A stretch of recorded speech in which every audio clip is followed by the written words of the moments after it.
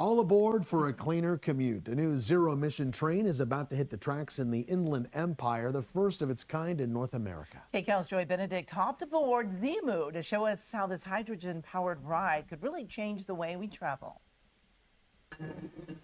It's a sound synonymous with travel, but what you hear on the train and what it leaves behind is changing. I think that's super cool. Less pollution. As the newest technology on the track is opening its door to passengers this weekend. We are inside the new, what we call Zemu. A zero-emissions, hydrogen-powered passenger train.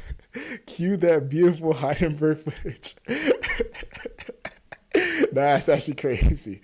Train, a first to ever hit the rails in North America. It uses a hybrid hydrogen fuel cell battery technology for its propulsion, and it only emits water vapor. Tim Watkins is the chief of legislative affairs for the San Bernardino County Transportation Authority, which has been working on this project for 6 years. This idea was born out of just a need for SBCTA to provide a quality transportation project while addressing the air quality. The train was manufactured by the European company Stadler, and it first shipped to Colorado for testing. This vehicle set a world record for distance traveled on one fueling.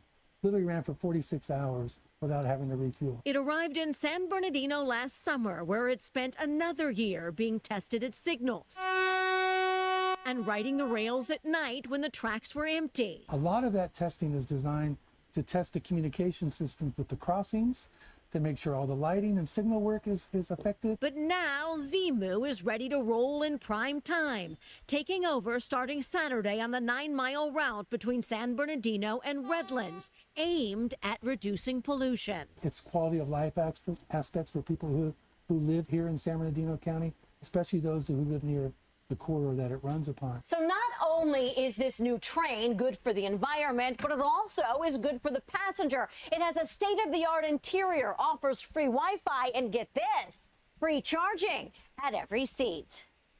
The high-tech rail car does come at a cost, $20 million to be exact, double the price of a standard train. You know, I do think, right, it is important for the environment, but at the same time, couldn't we just electrify? Like, we couldn't just electrify our trains? Like, is there a way that we could have, like, strung some wires over the rails and then call it a day? Like, why is this?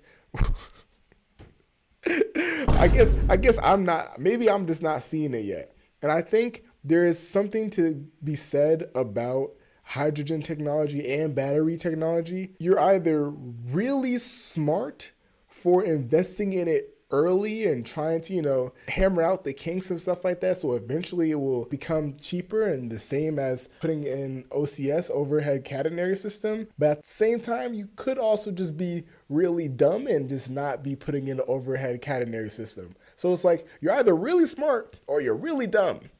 And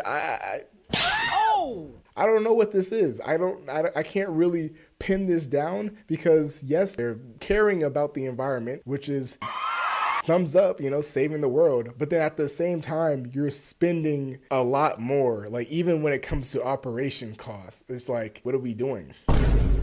Why are we reinventing the wheel here? So cool train, but at the same time, why? Without having to refuel. It arrived in San Bernardino last summer, where it spent another year being tested at signals and riding the rails at night when the tracks were empty. A lot of that testing is designed to test the communication systems with the crossings, to make sure all the lighting and signal work is effective. But now Zemu is ready to roll in prime time, taking over starting Saturday on the 9-mile route between San Bernardino and Redlands, aimed at reducing pollution. It's quality of life aspects for people who live here in San Bernardino County, especially those who live near the corridor that it runs upon. So not only is this new train good for the The line itself is just way too short. It's like the most unserious train route.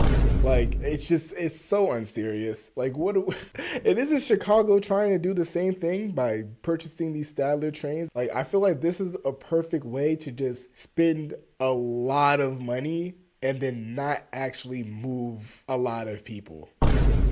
So like, I'm not saying that it isn't beneficial, but like the amount of cost you're spending on this train and not having it really extended to anywhere people would actually like take it. The station locations aren't the best either. It's no wonder why this is one of the least used commuter rail lines in the country. They're spending this money on zero emissions, hydrogen power for a train that barely anybody is using. It's like, just isn't the place to put it. This isn't a good way to showcase the technology, because like already nobody is really taking this train because they made the route so short. This is kind of one of those cases where I feel like the government or government transit agency was just like, let's just check. We just need to check a box. We just need to say that we did something, and then people gonna clap for it. Environment, but it also is good for the passenger. It has a state-of-the-art interior, offers free Wi-Fi, and get this, free charging at every seat. The high-tech rail car does come at a cost, $20 million to be exact, double the price of a standard train. It is more expensive to be first, but in this county, it was important that we look for clean solutions, and so we thought the investment was important. They thought the investment was important on that, but not putting overhead catenary. And I understand that the freight railroads wouldn't allow them to do it, but still, it's like, you didn't want to battle them on that, you know, like, you know, you are the first people to do this, but like at the same time, you could have, you know, I think there's courage in both.